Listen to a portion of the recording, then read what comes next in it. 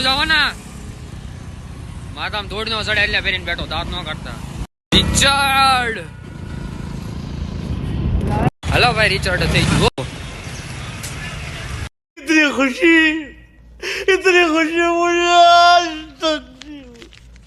અમને કોઈ દર્શન નથી કરાવતું હાલો કરાવું આટો લાઈન માં ઉભો તો હાલો દર્શન કરાવો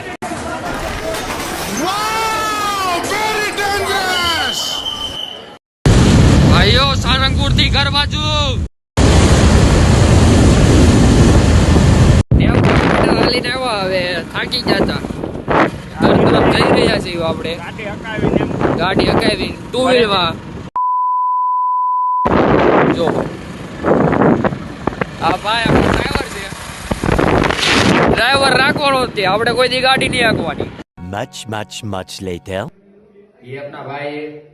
और हमारा हाथ के साथ कुछ रिश्ता है दोनों भाई ओ